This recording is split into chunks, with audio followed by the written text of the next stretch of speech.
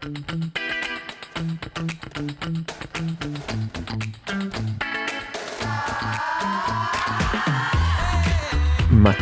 for the brain. Conversations for thinking bodies.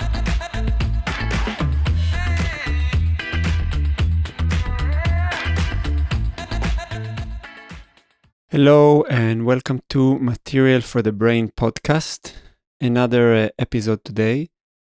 Today it's going to be a solo episode. I haven't done a solo episode for quite some time.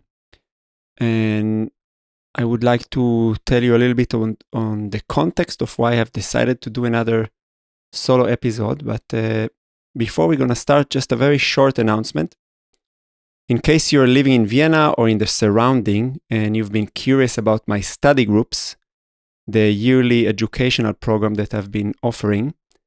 So we have an info evening that will take place on the 6th of April on 8 p.m. in the evening via Zoom.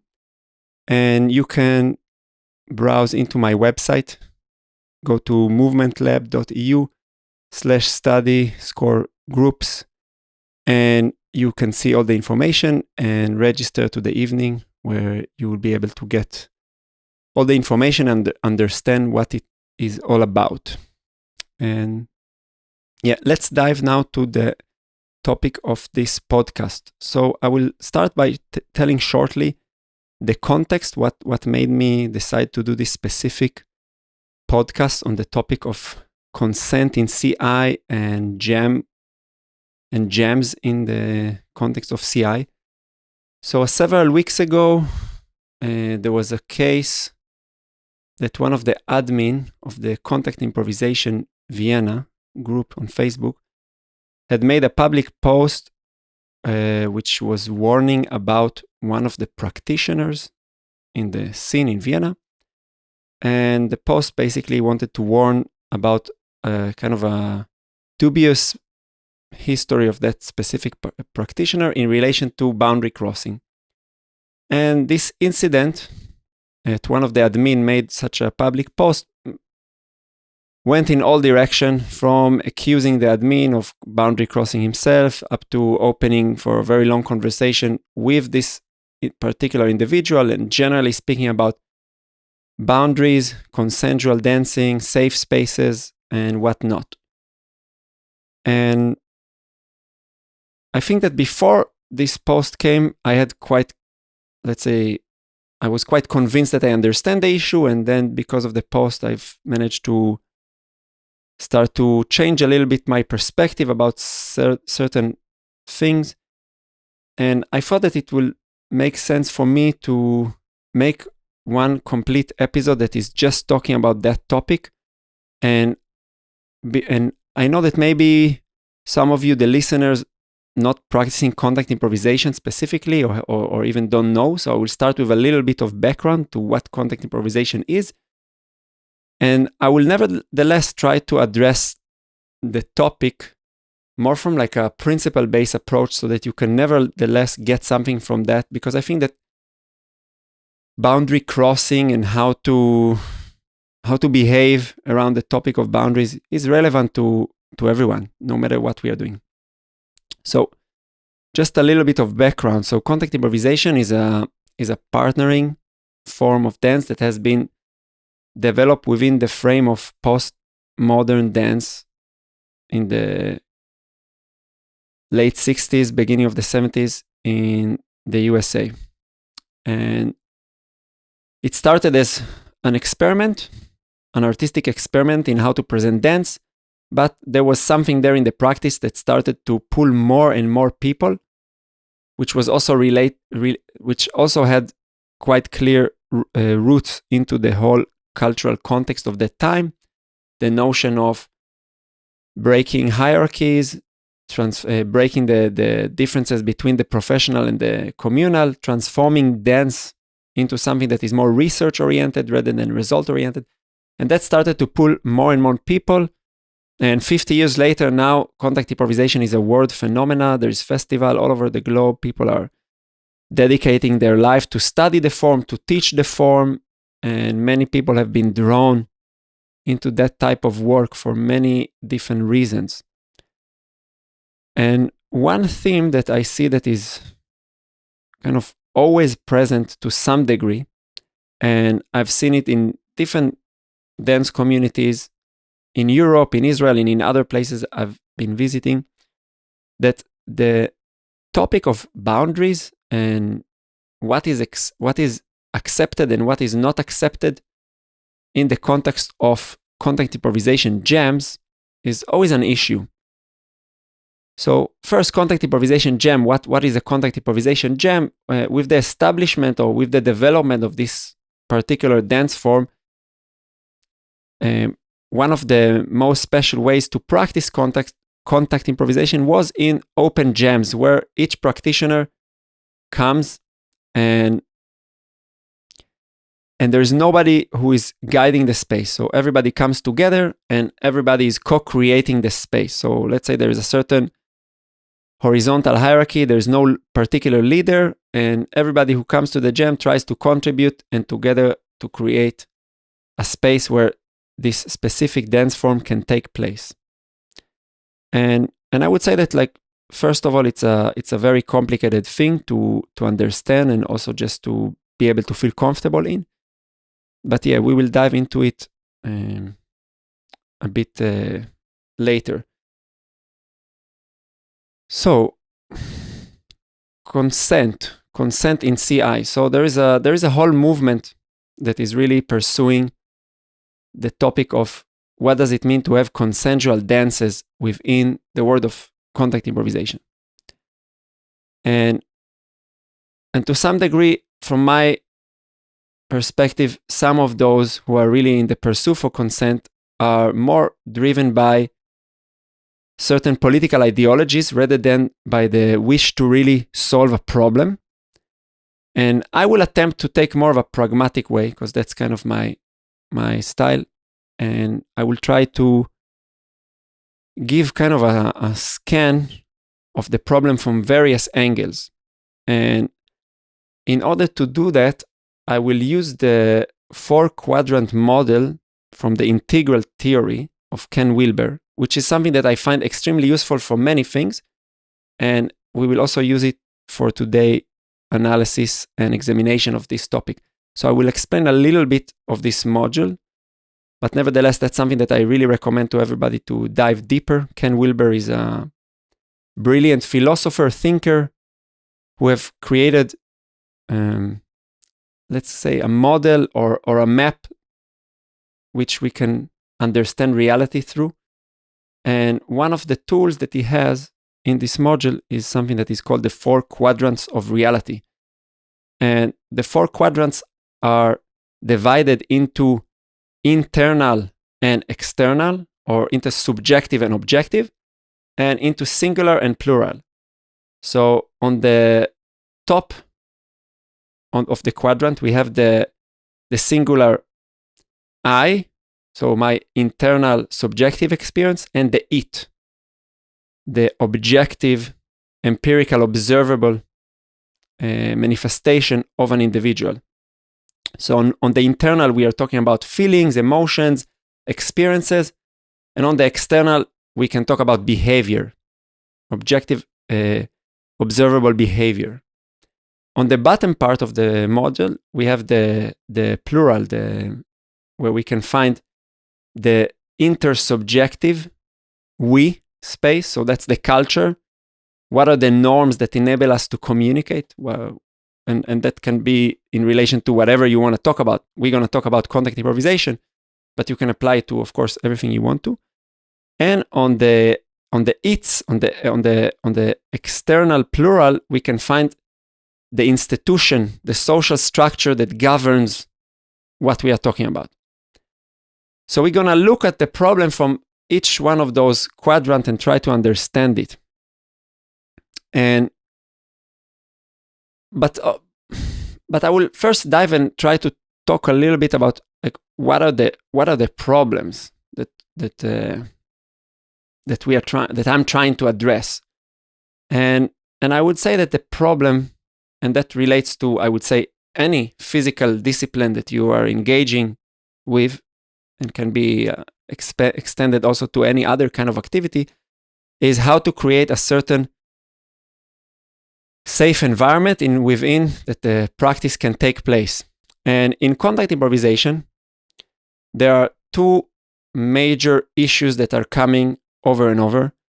And one is a certain, let's say when we talk about boundary crossing, one aspect of overstepping one's boundary relates more to physical safety.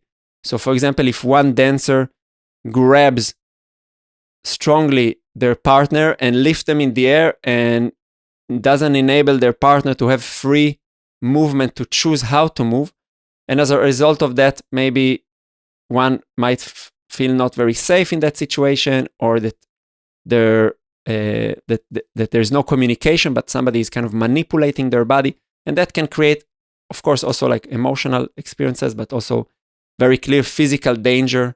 If somebody grabs your hand and you're about to fall and you don't have your limbs to protect yourself, so this kind of, and that's one problem. And the other problem, I would say that is very common within the world of contact improvisation, and that might relate to other situations, is just unwelcomed or not non-welcome sensual or sexual energy. And in contact improvisation, it happens particularly while people are dancing, engaging in the contact jam. And I was, as part of the discussion that started to take place in the Facebook group, one colleague of mine, Sabine Parzer, who was also a guest on this podcast, she wrote a short article, and she has also therapeutic background, so she also addressed certain things that relates to, let's say, the kind of collective trauma, and she mentioned the combination of words safe space several times. And then I went into a little short discussion with her in order to kind of see what she means by saying safe space, which is a term that I keep hearing in all many directions. Yeah, we need safe spaces, but what do we actually mean?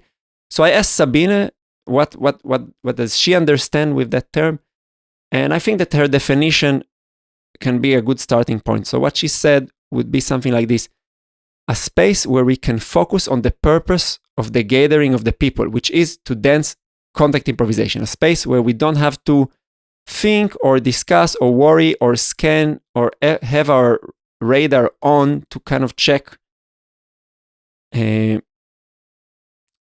who will be a safe partner for me to dance. But it's kind of obvious that everybody comes with the right intention, let's say. And now I want to dive a little bit more in the problem that I see, that is maybe a little bit more specific into the world of contact improvisation, but it can also help to understand why it doesn't happen in other places, or what can help. So one of the problems I think that happens in the world of contact improvisation, and quite similar in the world of contemporary dance, and that's something I had a short discussion with my students just the other day ago, is that there is no clear definition to what contact improvisation can be on the external space, where we can see and say, this is contact improvisation, or this is not contact improvisation. So basically, every individual is welcome to interpret contact improvisation in the way they feel like. So I can dance contact improvisation in a very acrobatic way, which will include a lot of spiraling up and down, rolling on the floor, lifting, jumping. But I can also dance contact improvisation in a way that would be almost very somatic, without so much visible movement. And it can be more sensual, less sensual. So there is a really wide range of possibilities of how one can engage with that kind of dance. And let's say that some people in the community might push it to the degree that dancing has nothing to do with what you do outside on the level that we can see. It has to do with your internal state of mind. So something that is very subjective. And I think that that's already where the water starts to be a little bit more muddy, and where it's a little bit more difficult to actually differentiate and really understand, like, okay, what is actually happening. So we have on one hand the desire to have very safe space where everybody comes to do what we want to do, which is to dance. On the other hand, we have no definition of what dance should be. It can be whatever we want. And this is already kind of the problems that I see very often in the contact improvisation world. So I want to take a look at the 4 quadrants and start looking a little bit on what do I see and what do I recognize. So let's start with the top left quadrant, which is the internal individual quadrant, which is the I, the realm of my individual subjective experience. And again, this is the realm where most people associate this is the quadrant why people are attracted to contact improvisation. People are coming because they are attracted to a certain experience, certain subjective experience that we can put in words, of course. And if I will take enough practitioners, I'm sure that I will see quite a lot of similarities with what attracts people into the practice. But nevertheless, it's still there's still kind of a wide range of how we can engage with the practice and what would still be defined by each individual as contact improvisation. And on this level of the individual experience, this is where I think I see 2 kind of opposing camps, let's say, of what is the most important thing to bring into a jam. And you can take this already, this is something that I think that will go much beyond the context of contact improvisation. But on one camp, there are those who are advocating for self-responsibility around boundaries, that everyone should communicate and take full responsibility on what they feel okay with. And if they feel that something is kind of getting close into their own individual boundary, they should be able to clearly communicate it to their partner or to the group or to whoever they work with and say, I don't want this, enough, let's stop. And I would say that, of course, there is some truth in that. That's very important to be able to do that. And if you can do it, well, you probably have a very good starting point in preventing boundary crossing around your boundary crossing from your perspective. And the other camp is the camp who advocates that everyone should be sensitive to notice other people's boundaries. So we don't need to be so much alert, and we don't need to be so worried about people crossing our boundaries, because everybody is so sensitive and everybody is really trying their best to really listen and see what are the boundaries of the other practitioners, so that it's very clear, okay, that's kind of my focus. And interesting enough, of course, some people will stay in the middle. I'm a practitioner like this. I see truth in both sides, and I think that both of these things are very important. But for me, this kind of division already has some kind of interesting starting point for some kind of investigation on the level of the individual experience. And I think that when I think about those differences, what comes in my mind is trait agreeableness, which is part of the Big 5 module in psychology. And agreeableness is the ability to is a personality trait that measures the degree of how much you are willing to cooperate with others versus how much you can compete with others. That's one way to understand agreeableness. Another way to understand agreeableness is how much empathy do you have versus how much you have the ability to sense your own needs. And on one end of the spectrum, you would have a person who is extremely disagreeable, and a person who is extremely disagreeable would have very intuitive connection to their own needs. So whenever something doesn't suit that kind of a person, they immediately sense it. And they not only sense it, they have no problem in communicating it, because they don't mind entering into a conflict. They don't mind being in a situation where they have to make somebody else that they wouldn't mind that someone else wouldn't feel comfortable, because the importance is on what do I need right now. And that's, of course, has kind of positive utilities, but also have, let's say, kind of the negative aspect of that, kind of being on that extreme level. And on the other end of the spectrum, you have a person who is extremely agreeable, and a person like that would have a really, first, so if you're very agreeable, you're a very empathetic person, which means that you have real good ability to feel people around you. And when you feel people, naturally, you want to pay attention to how to what happened. You don't want to hurt anybody. And you have really good ability to then sense what the people around you need in order to feel comfortable, which is kind of the opposite of being disagreeable. One feels oneself, one feels others. And again, both of those end of those spectrums have really practical utility and importance in the world. So it's not that one is good and one is bad.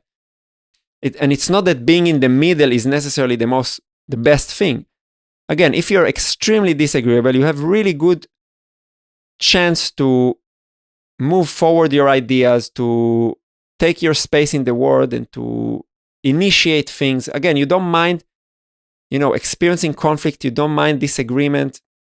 On the other hand, if you're an extremely agreeable person, you would be really good with communication, with collaboration, with understanding other people. For example, I don't know, just an example that comes on my mind. If you work as a teacher or as a kindergarten teacher, being agreeable is very good. The ability to sense what other people need and to be very empathic versus all the time thinking about yourself.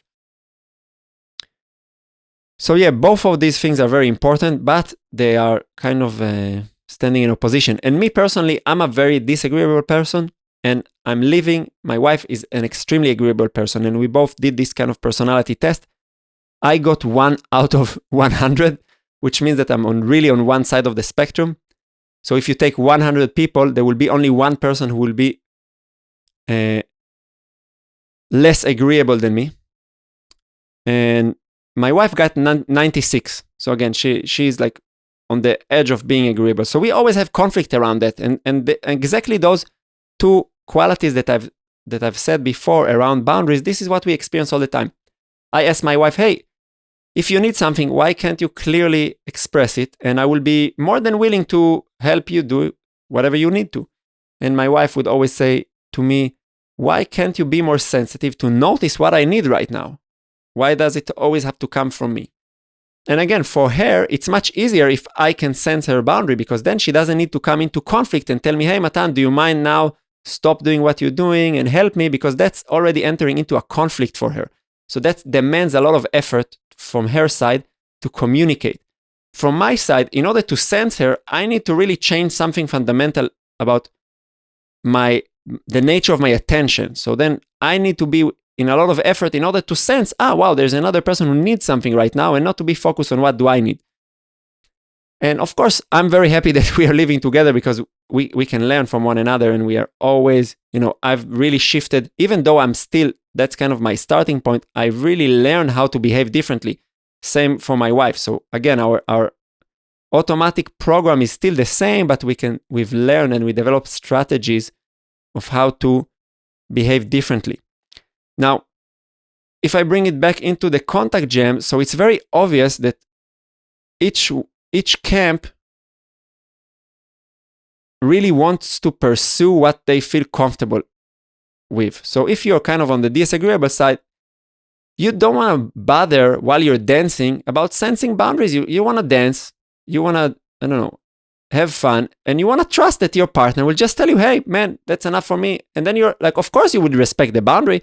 It's not that you have a wish to cross anyone's boundary, but it demands so much effort to read very subtle body language and facial expression and kind of energetical connection that you would feel much comfortable if you know that the person that you're dancing can just say it very easily. Hey, please let's slow down, or hey, do you mind not to lift me so much, or whatever. Or even say, hey, I had enough of the dance today. And I think that every very disagreeable person will be very happy with that kind of strategy. And on the other hand, the very agreeable people that are coming to jams would have the opposite wish that okay, instead of all of us that needs to kind of make an effort and confront this kind of internal challenge, and that's something that I think many disagreeable people just don't understand, how much energy and effort an agreeable person needs in order to communicate something that might be in opposition to the person that they are sharing time and space. So for example, if you don't want to be lifted, but your partner always lifts you, an agreeable person doesn't start with feeling themselves. They start with like, hey, what can I do in order that my partner will feel nice in this dance? What can I do in order to make my partner feel comfortable right now? And only after quite some time, maybe the realization of, hey, what's going on with me would come. Maybe it would not even come while the dance is happening. Maybe it will just come later, after the dance is already over. And then the realization will be like, something was not so good there. I didn't feel comfortable, or I was always just trying to satisfy my partner's need. I didn't sense myself at all. And this kind of easy solution that I hear, like, hey, just take responsibility and say what you need. That's not really an attempt to solve the problem. Just this is for me just an attempt to frame the problem through a very specific lens. But the problem is not that everybody should be able to express their boundaries. That's maybe, again, that's kind of a utopia, but we will never be in such a space. The problem is the gap between people who have really clear ability to sense other people's boundary, but they cannot communicate their own, and people who have very clear ability to sense their own boundary, but not others. And then there is a problem when they meet. And then, sometimes I've heard of, like two people finishing a dance. And that could be, again, like you can throw the word dance and put it in any other context that you want to, but, that one person comes out of the experience with a kind of a total bliss, and wow, that was such a nice connection. And for the other person, it was like, wow, there was completely no listening. And I didn't know how to come out of that dance. And that's a problem that happens, again, on this individual internal quadrant. Now, how to address such a problem? I think that's first, just recognizing it. It's very important, so that each person on each side of the camp, on each one of those camps, and also those in the middle, first can understand that, okay, the issue is not that we need to make everybody apply my own strategy. The problem is, how can we understand that there are different strategies, and that there should be some kind of a meeting point, or kind of a mutual effort happening. And we will talk about it. How do we create kind of this mutual effort, or maybe we can call it culture. But that's what I see, that the important thing that has to happen when we talk about this kind of individual subjective spaces. Now let's move a little bit into the objective observable spaces. So kind of how people behave. And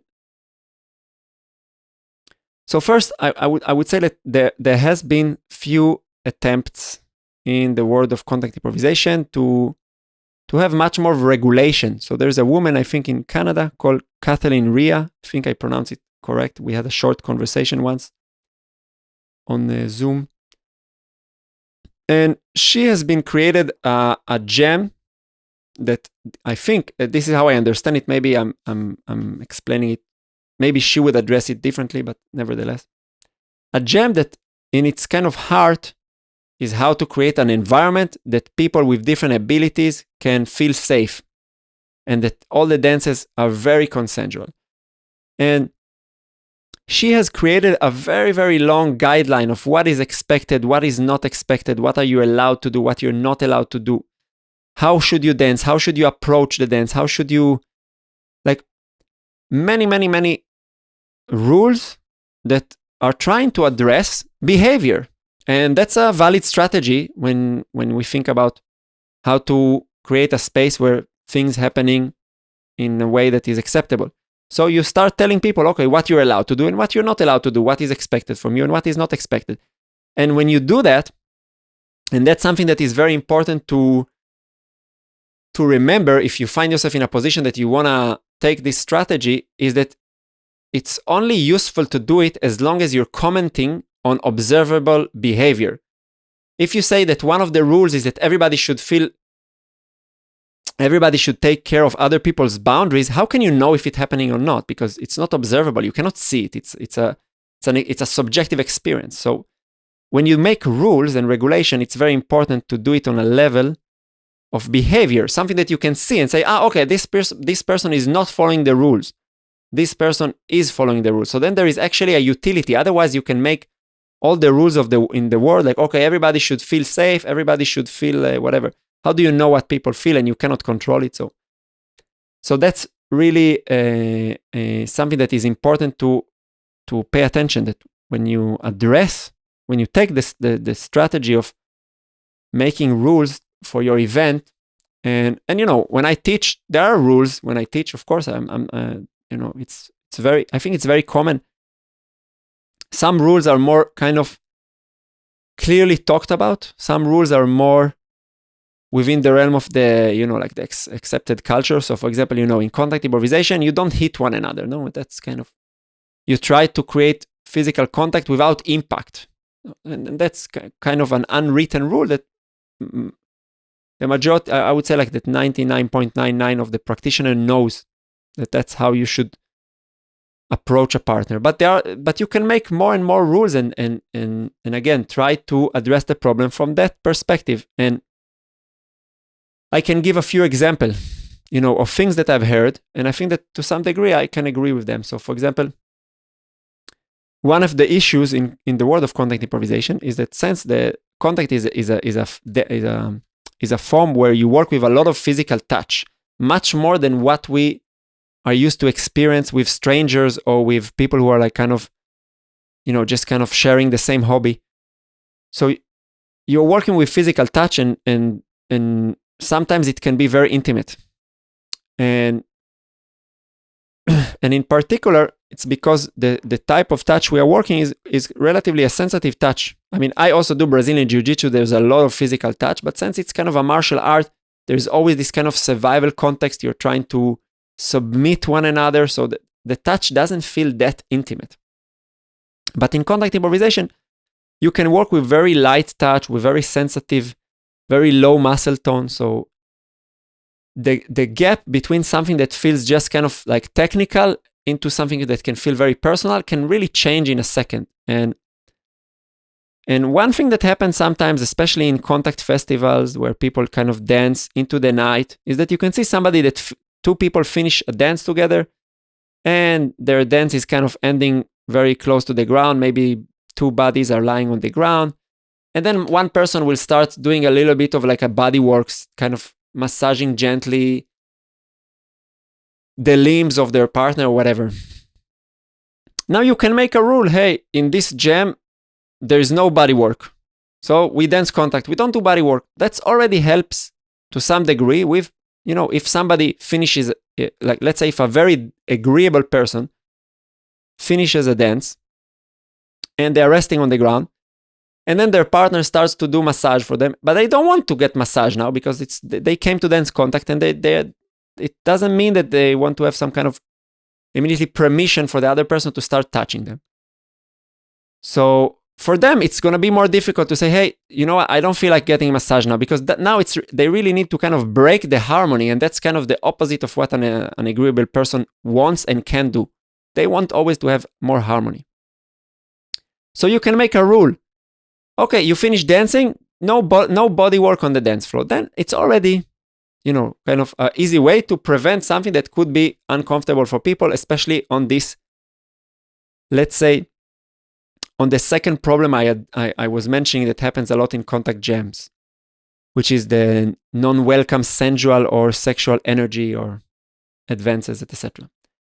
And like this, you can do many, many rules. Now, there is a problem with the approach of regulating behavior is that you need somebody to do that. So first you need resources. You need somebody who is paying attention.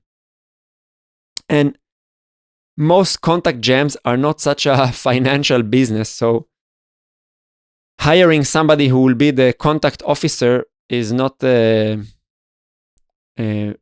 not the easiest thing to do. In some communities, there is a role that is called the jam host, which is a person who is kind of responsible in welcoming people and kind of just checking that everything is fine. But again, a jam host who is a very agreeable person will not do a good job when it comes to intervening in people's behavior. So if you want a jam host that can actually come in the middle of a jam and tell someone, hey, look, what you're doing doesn't seem to be according to the rules of this jam, this person needs to be very disagreeable because, again, from the same problem that I've been talking before. So you're already kind of finding yourself that in a situation that you need to find very specific individuals and you're also limited with your resources. That's kind of a tough thing to solve. Now, me, in my own jam, I have a weekly jam in Vienna. If you ever come to Vienna and you want to dance contact improvisation, you're welcome to visit if you have experience in contact. We'll talk about it in a moment. I'm a very disagreeable person. I'm always in the space. I allow myself to just go and approach people that I find that what they're doing is kind of disturbing and just tell them, hey, do you mind if we have a chat? And then I will tell them what I think. We'll have a communication about it. If they agree, then everything is fine. If we don't agree, then we can talk about it further and see how can we come into an agreement, and that's it. But again, that's one of the problems. Again, if you make rules, but you have nobody to enforce the rules, then I would say that it's not like, okay, so then maybe it's a good point to bring awareness towards the issue, but there will always be a person that will misunderstand the rules. There will always be the person who, just doesn't get it. So you need somebody to do the work of enforcing those rules. Otherwise, again, in my point of view, if there's nobody who's doing it, it's a bit of a shame. Okay, let's continue.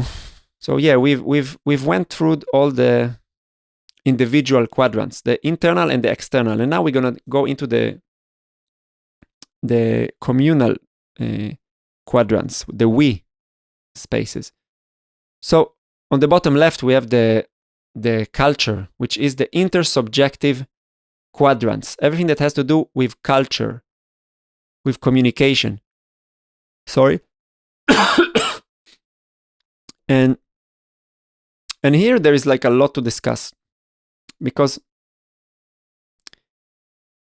the bottom left quadrant, the quadrant of the culture, this is the quadrant that enables us to communicate with one another. This is where we have our shared values, our shared understanding of what we are talking about, so that we can talk with one another.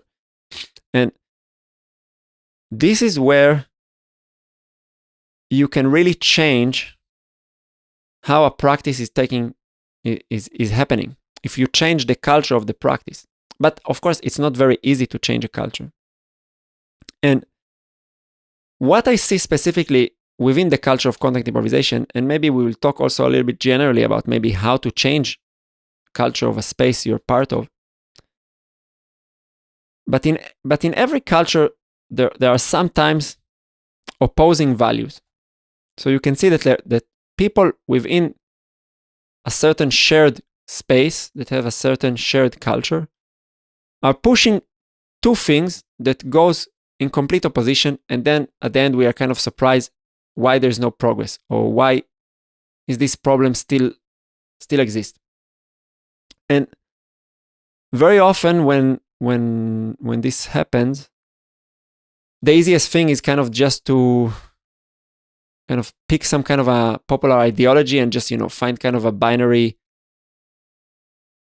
solution that somebody is bad, somebody is good, and and then you don't need actually to solve the problem. And that's, again, something that I'm not interested in doing. So I'm going to try to address it a little bit more, again, practically. And I will give a few examples. So one thing that I see that is a little bit tricky within the culture of contact improvisation is that we have,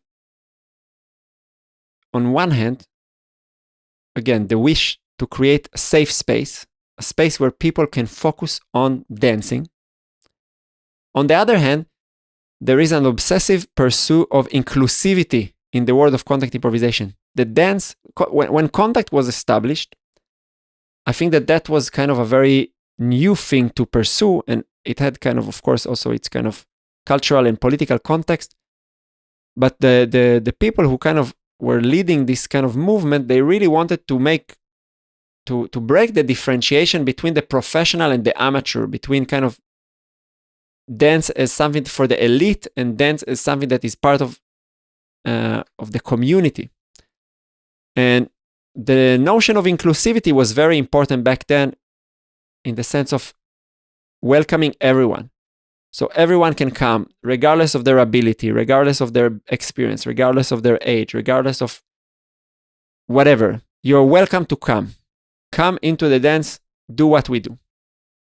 And there's a lot of beauty in it. And to some degree, the fact that this kind of inclusive lens exists, that's one of the reasons why I am talking to you right now about contact, because when I started dancing, I just came to a jam, somebody recommended me, told me, hey, go do this contact improvisation. I didn't have any idea what am I entering, but I was still welcome to enter a contact improvisation jam, and something there was curious for me, even though I didn't manage to dance at all in this first jam.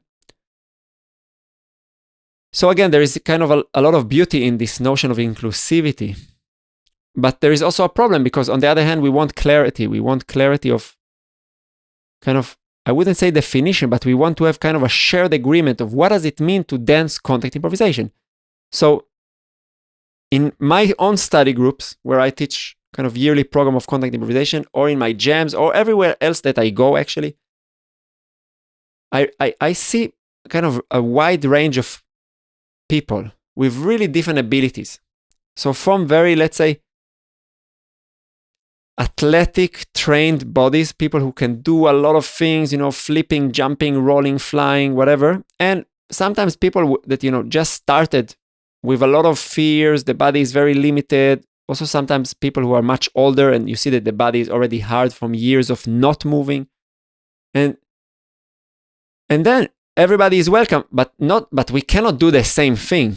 So of course, me, I have many years of experience. I'm very, let's say I'm more on the athletic side. So I can do a lot of things with my body, and I can feel very safe. I can jump, fall, roll.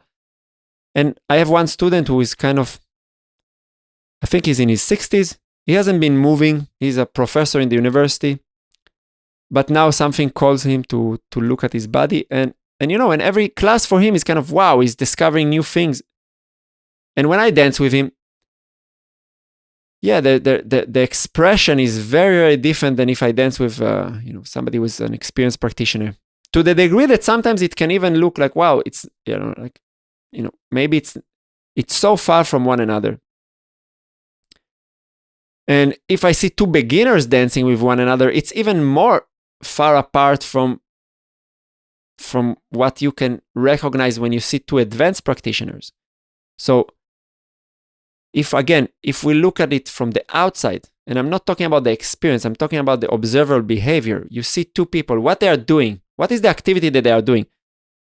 So I can just give you, for the sake of the example, one time I've looked in my jam, and I've seen, like on one corner there have been two people who were very kind of, what you would have seen is like that one person lifts another person on their shoulder, and then the person on the shoulder started to spiral towards the back of the base, and then starting to slide quickly into the ground. And from the slide, directly rolling into the ground, and then the person who was the supportive body joined them and rolled together with them, and there was like kind of this strong expression of kinetic energy. And on the other side of the studio, where the jam take place, I've seen two people sitting on the floor, just touching each other with the palms, very soft, and moving the arm very gently, like kind of really listening to those micro movements. And this is the same activity, like if I will just put these two kind of short 15-minute clips and I will show it to unexperienced person, nobody will say, yeah, that's the same thing. Because it's not the same thing. It's like objectively, it's very different to jump and roll and fall and sit on the floor and very gently sense the movement of the arm. And we can argue that there is some similarity or there is some kind of a thread that connects, and I would agree. There is some thread that connects between the ability to connect to your somatic body and really sense micro movement to your ability later to do very, let's say, risky athletic movement. But still, it's hard to see the immediate relation between these two different objective expression. So on one hand, again, we want to have a clear idea of what is the dance is about. So there is some kind of a quest, and again, I refer to this definition of a colleague of mine, of Sabine, like that we will come to do what we get to do, which is to dance contact improvisation. So we want to do something specific that we all agree on. And on the other hand, we want to be inclusive and say, hey, whatever you do, whatever you can do can be part of it. And you can also change it by bringing something that still haven't been there. And these two things just don't sit very well with one another. Now, there is another issue that I think that is very deep in the practice of contact improvisation. And again, it's two kind of opposing values. One on one side of the let's say the pursuit, there is this wish that every interaction on the dance floor will be consensual and that will have the full agreement of the parties involved, and that everybody is fully agree on what is happening. Which means that the boundaries should be very, very clear to everyone. Which means that we should be able really to recognize our separatedness, that we are not the same, and that you might have different wishes than me, and I want to be able to sense your wishes very clearly. And that I can very clearly say, okay, this is where I start, and this is where I end, this is where you begin, and this is where you end. So I have really clear boundaries. And on the other hand, and that's something that I also took by conversing with Nita Little, she was also a guest on my podcast. Nita Little is one of the, let's say, the core people who started this thing that's called contact improvisation. So she was the first generation who ever did it back then in the late 60s, 70s, beginning of the 70s. And she said, for me, that for her, contact improvisation is a practice which enables her to transcend the body-mind, the individual body-mind, and start experiencing a connection that is beyond that. If you found so far the conversation meaningful, please consider to share the episode with others and click the like button. These small actions might seem meaningless, but they are the fuel that helps the podcast project to keep moving forward. Your attention and time is highly valued, and we would love to hear more about the insights you might have from listening to this episode. And please consider to subscribe to the channel to be notified for all future uploads. So to come out from your singularity into plurality, to experience yourself part of a bigger thing, which means that you need to be able to transcend boundaries. And those two things, even though that they can coexist with one another, sometimes, or I would say very often, they demand very different preparation, very different type of culture that will surround them. So again, if I imagine a space in which it's very clear for me the boundaries of everyone, I would want a space in which before I start dancing with somebody, it's very common to ask permission and say, hey, hello, my name is Matan, do you wish to share a dance now? And that will very much help in a pursuit of a space which has very clear boundaries. So first of all, that we have a coded behavior of how to start a dance. And on the other hand, that we are also feeling very easy with saying, thank you very much, I had enough, and to stop the dance. So that we, but this is not something that is very common within the contact improvisation world. And I would argue that one of the reasons why it's not common is because of the wish to transcend the body-mind into a different, higher state of consciousness. Again, to experience yourself differently, not to experience yourself only through this limited frame of your own persona. And there is some evidence to it. First of all, one thing that is obvious if you practice enough contact improvisation, that there is a certain attempt to synchronize, or let's say kind of to harmonize your own kinetic energy with the kinetic energy of another person. And you do it through sensing. So you do it through something that is internal, but you can also see it externally. You can see when there is like a kinetic flow, a flow of kinetic energy between the two bodies. But of course, it also, you scan it through your own sensation. And sometimes when you go into such kind of a flow, especially if it happens sometimes with more than one person, you can really lose the clear sense of where your body begins and where does it end, because to some degree, the body of your partner becomes an extension of your own body. And then it's like, it's very easy to not completely, but to get a little bit lost, to lose yourself within this space where the boundaries starts to blur into one another. And again, these kind of opposing values demand different things. And I would say that nowadays, in most places, the kind of norm, or like the culture, is more tilted towards creating spaces that enables this kind of transcendence rather than having very clear boundaries. And I'll give some examples. So for example, when you're dancing in a contact improvisation jam, many times you can be in the middle of a duet and suddenly somebody kind of by coincidence merge into your dance, and then you find yourself completely changing the constellation from a duet maybe into a trio. Suddenly you find yourself in a solo, or maybe you suddenly end up with a new partner. Or so coincidence is very much part of the experience, and it's part of the magic, that it's like, okay, you go, but you cannot control what will happen. You enable coincidence and surprise to take place inside your dance. And I think that's something that attracts a lot of people. The idea that, okay, I'm just going to be in a certain state of mind and things will happen to me. And this interaction with coincidence on a physical level demands a certain attention that pulls us not to only sense our individual body, but to kind of have a starting, to start sensing the space and the people within the space on a level that,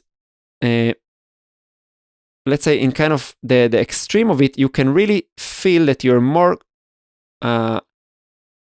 you can really feel how you are part of a bigger whole, even though that your individuality still maintain, you can still control your movement to some degree, but you really start feeling, wow, my mind, my body, this body-mind thing is not limited. I'm part of something bigger, and I'm connected to everything inside this space. And that's a very beautiful experience. Some people will say it's kind of spiritual experience. This is what I will call like the gem egregore, when this kind of entity arises, when many people come together to the practice with the same intention, or kind of similar intention, again.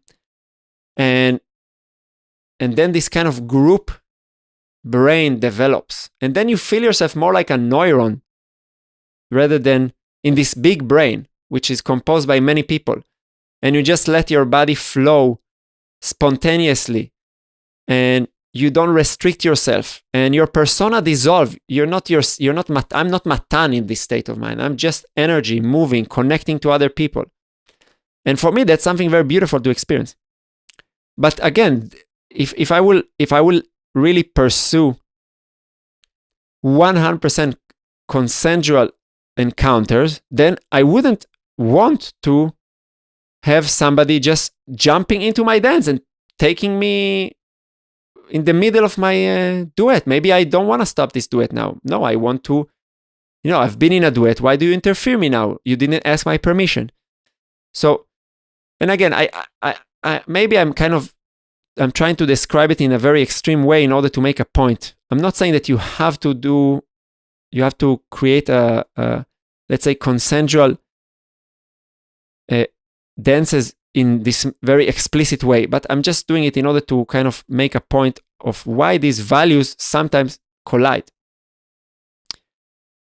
And maybe the last thing that I see that is kind of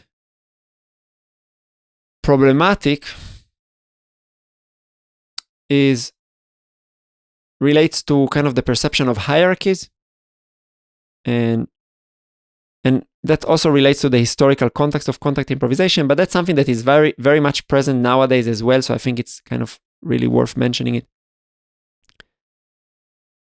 So when contact improvisation was created, there was a really strong wish from the practitioner to break this kind of vertical hierarchy between the choreographer and the dancers. And there was a real search of what would it mean to work in a different way where everybody's voice is important and everybody's voice is welcome and everyone can be an active part of the creation, and that there is no one who is better, no one who is like the leader, but there's something very like kind of egalitarian.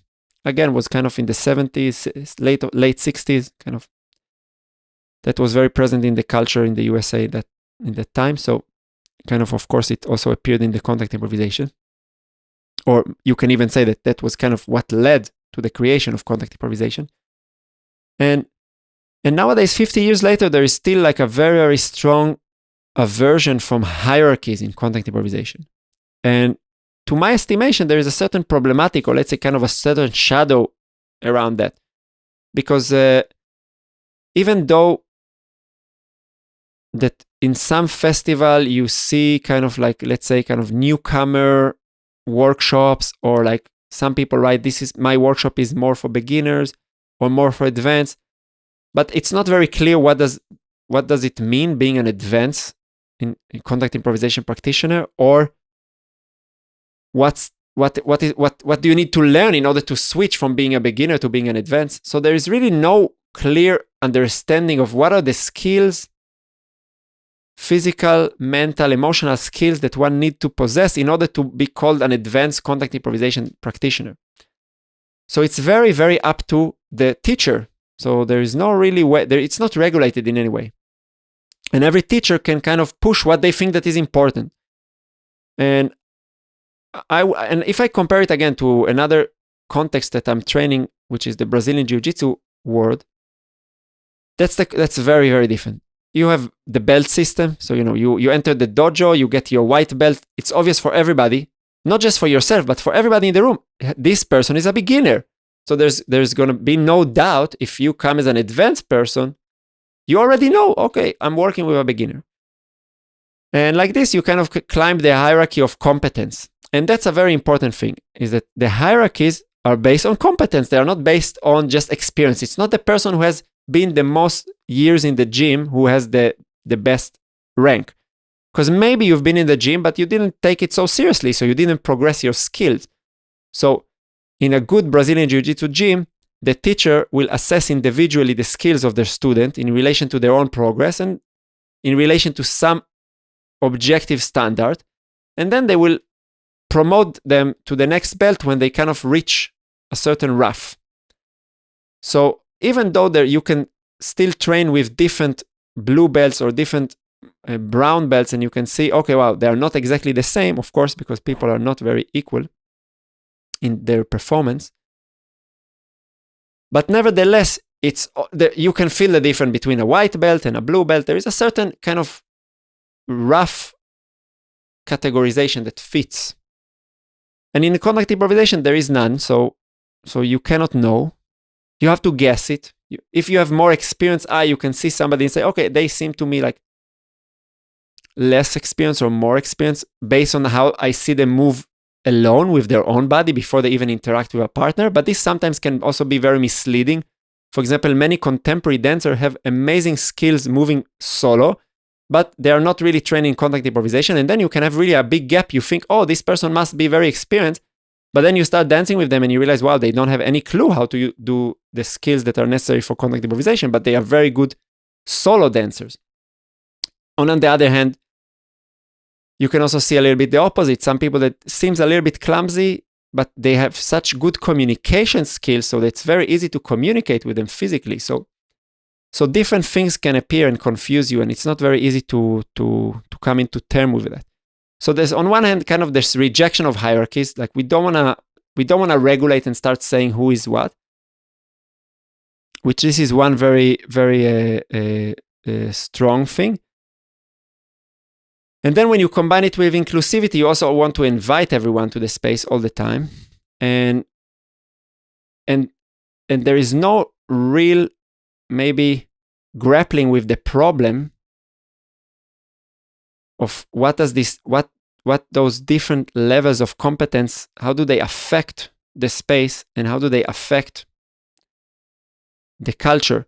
And the last thing is, because we don't want to have this kind of clear evaluation, there's also kind of a limited trajectory of how much I should learn. So if I go to the Brazilian Jiu-Jitsu gym and I'm a purple belt, which is kind of the second belt you can get, I know, okay, I can definitely keep learning because I didn't get my black belt. And of course, when you get your black belt, then you understand you can keep learning forever if you didn't realize it before.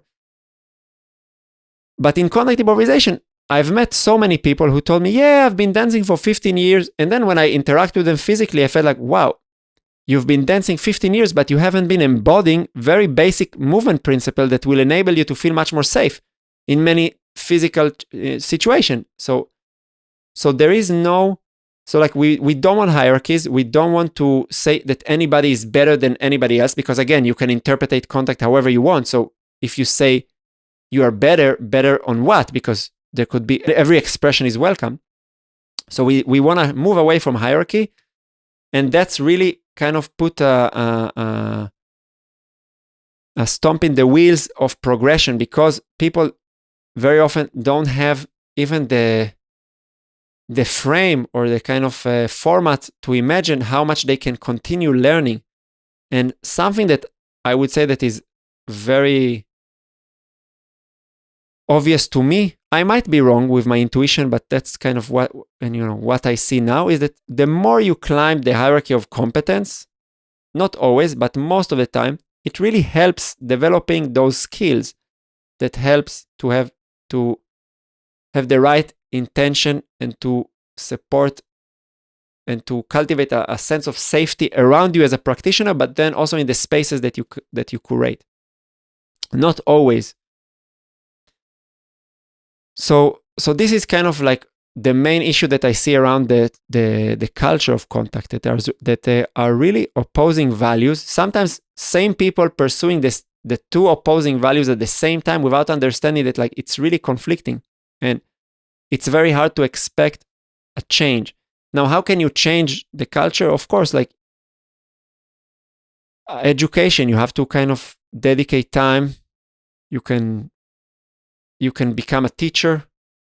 You can become a jam host. You can hold discussions. You can invite teacher to make panels of like you need to take responsibility. You need to be active, and then you can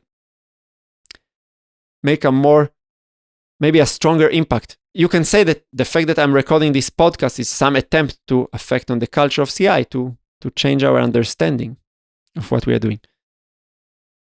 Okay, and we have the last quadrant, which I think that it's kind of maybe the least explored, because I think that everything I've said before, I've seen people who are addressing it to some degree.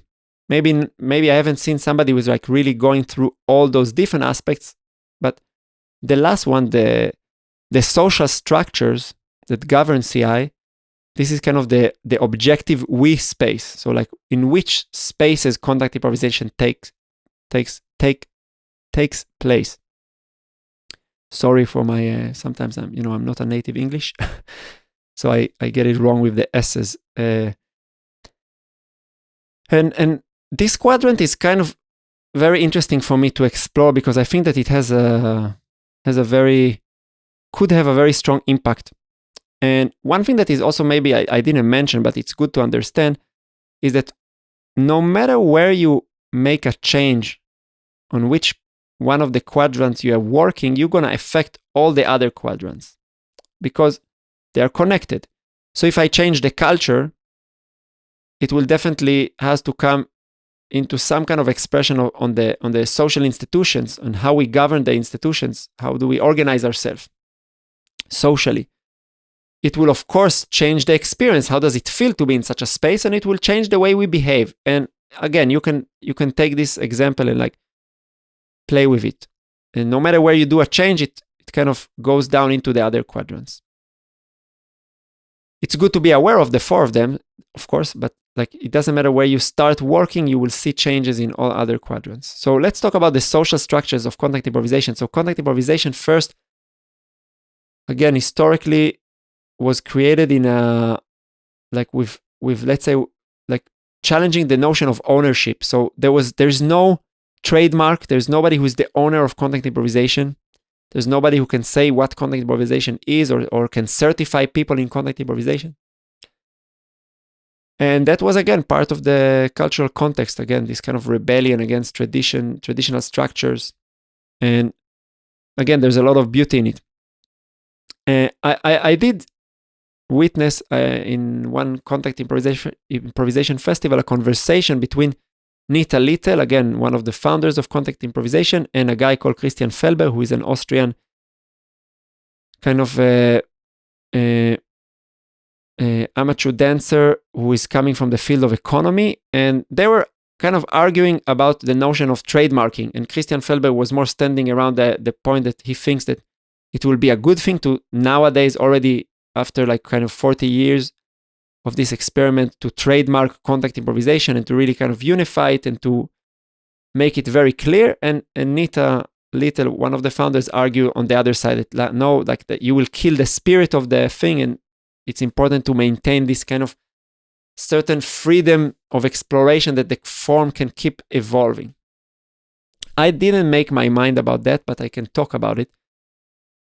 So on one hand, we have this kind of big question like, okay, and around contact improvisation, there is kind of lack of social structures. So contact improvisation, there is no association, there is no governing body. It's all up to the practitioners. Another thing that there is, let's say the common places where contact improvisation is being practiced is contact improvisation festivals, which are like kind of international gathering that people come for a week and they dance and study together. And on contact camps, which are kind of like a new phenomena that started to happen in the last years, which is like kind of a festival format just without teachers, without the hierarchy of teachers. So just people come to practice together, to jam together, to talk about the practice, but again, even more push this kind of non-vertical hierarchies. And there are individual teachers who hold seminars or weekly classes, etc. And these are kind of the spaces where contact improvisation happens, or the structures. And of course, I would say that if we want to pursue to the maximum effect consensual contact improvisation dances, I would say yes, then it would make sense to really regulate contact improvisation, to have kind of a governing body that defines what does it mean to be a contact teacher, and what is the parameters, and what is the requirements, and what is the level of experience that somebody needs to possess before they can start teaching contact improvisation, in order to better educate people, in order to have a stronger effect to how you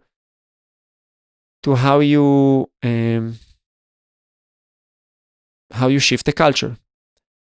And I would say that for example, in the case that I was mentioning in Vienna, the accusation that happened on the Facebook group was towards a person who is also teaching contact improvisation. So it's a person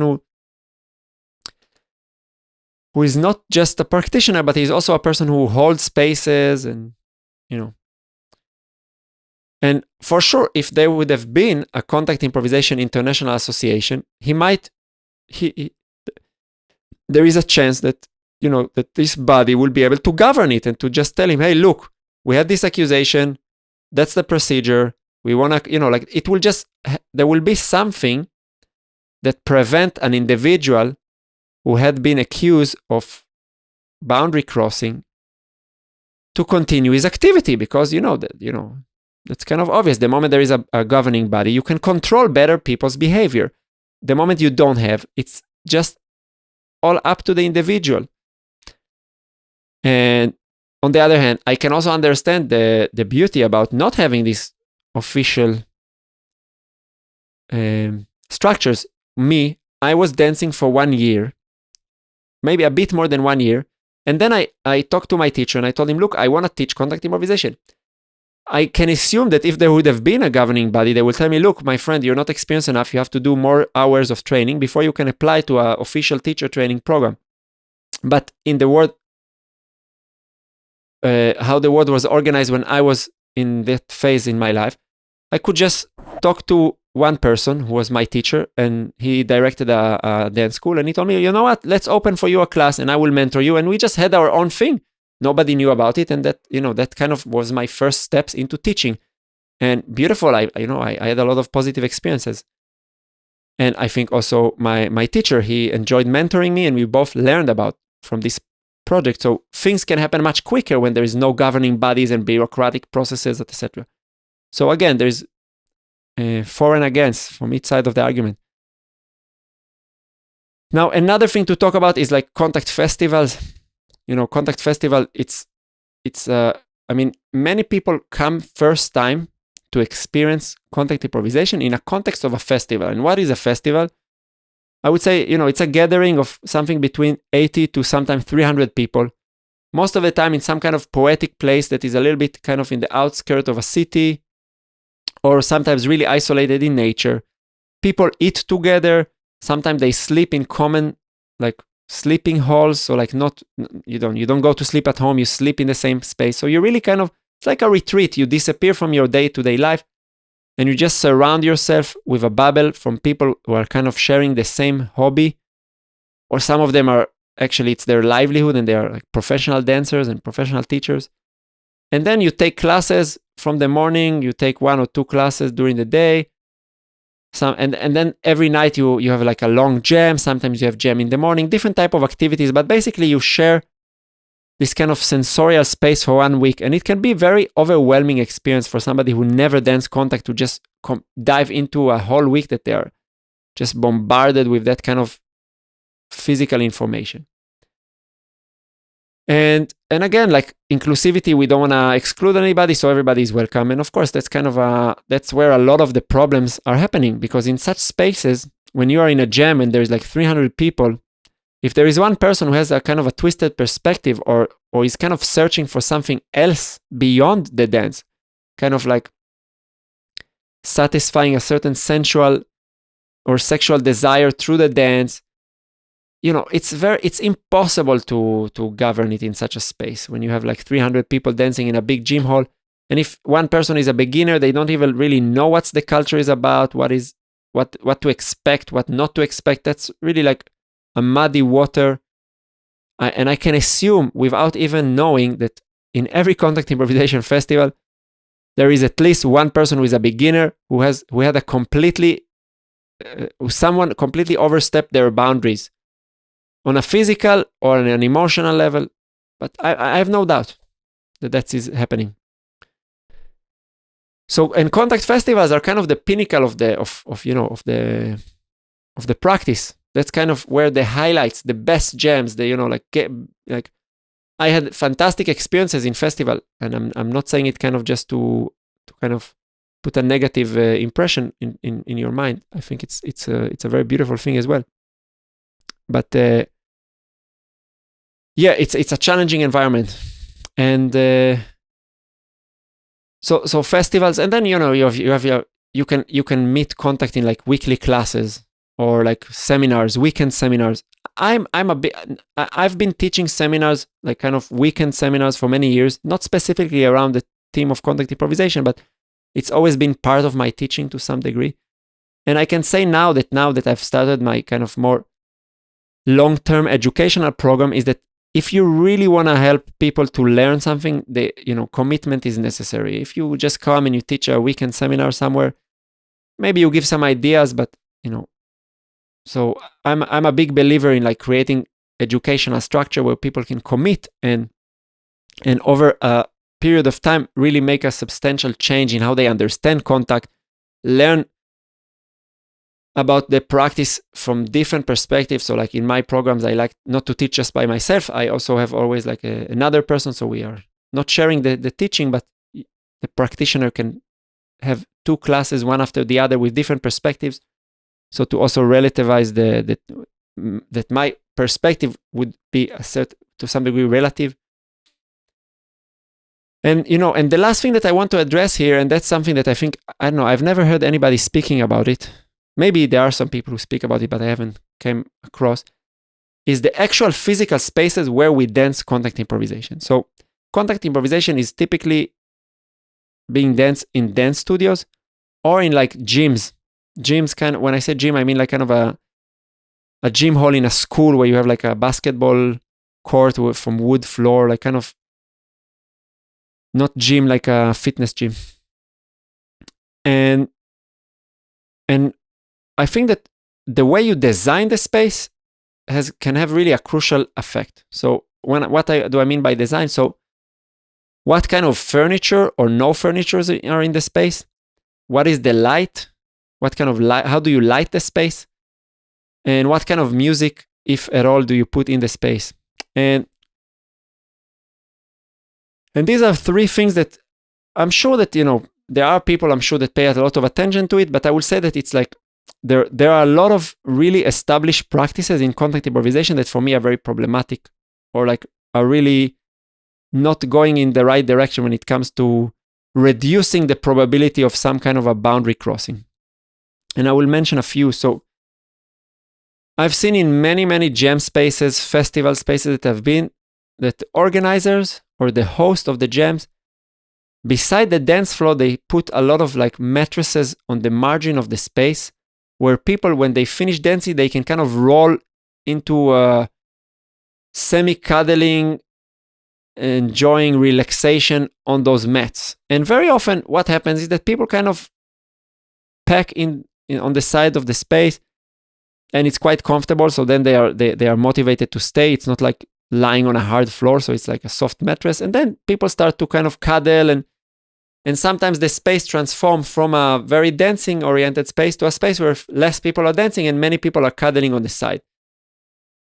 And now if you add to that the fact that in many contact jam people are not very up to dancing with very bright light, so people will dim a little bit the light, so it's like it's not really too sharp on the eyes. So and I can understand maybe for some people it can be really disturbing when there is like a strong light, but then you dim a little bit the light and then you end up in a space that is encouraging a lot of cuddling, plus the lights is more kind of, I wouldn't call it romantic, but it's not sharp, so it's already like a little bit more into kind of dark, semi-light, semi-darkness, like kind of there is a certain ambiguity in the space. And if you combine it with like just putting very soft and calming music, then you end up in a space where the probability that people will end up in something more sensual and not very physical is very highly. So in my jam, I don't put any mats on the side. So, if people sit, they sit on a hard floor. So it wouldn't be really inviting to start massaging one another. It's not very comfortable to do it on a hard floor. There is quite bright light. So you really see, you cannot hide in the corner when you massage somebody. And, and I put music that is a little bit more, I would say that on the level of the music, I'm again, maybe because I'm also coming from contemporary dance and I have a very particular relationship with music and dance. So I enable myself to really play with the whole range of possibilities. I would say that my music of choice is not maybe the most common music people would put in jams. But nevertheless, and I think that I reflect on that, and I think that that's like, again, if you're in the position of organizing and curating spaces around contact improvisation, it's really important to think about that.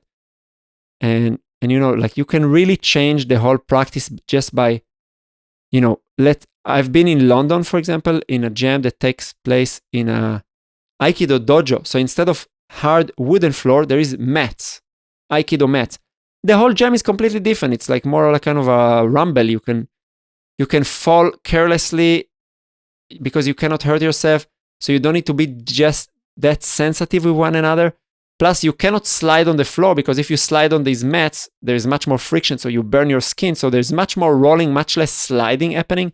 So, you just change one parameter on the physical space, mats instead of floor.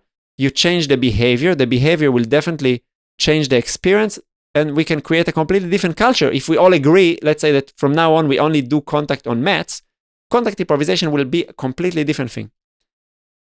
So, and for me, it's very interesting to include it when I think about like, okay, let's say my pursue is to have more safe spaces, even though that's not my individual pursue. Then it's good to think about all these levels. And again, I hope you take something from that analysis. For me, it's really an attempt not to necessarily to say what's the best way to solve the problem, but at least to have some kind of a frame where we can start understanding what are the different methods that we can use in order to address the problem. Because so many times, it just ends up with like kind of endless discussion that, one person will comment on experience, another person will talk about culture, another person will comment on the behavior, and they don't understand why they cannot understand one another. So yeah, I hope that this kind of scan helps you in case you are involved in contact improvisation specifically. And if not, and you still listen to the whole episode, I hope you take something from this kind of framework and how it helps analyzing and categorizing things that at the end, that you can really make practical decisions and see changes in whatever you want to pursue. So yeah, thank you for listening. And yeah, I know that I haven't been releasing a lot of episodes. It's because I'm extremely busy with the build-up of my study group programs. It's really growing positively. But I hope that in the near future, I will be able to release more episodes. There is a few guests on the line that I'm going to interview soon and share with you. And that's it. All the best and enjoy the rest of your day. If you want to see more precious and insightful moments, make sure to check our short clips playlist. To see longer interviews, check out the full episode playlist just below it. And to be notified for all future videos, click the subscribe button and don't forget to hit the notification bell. See you on the next episode.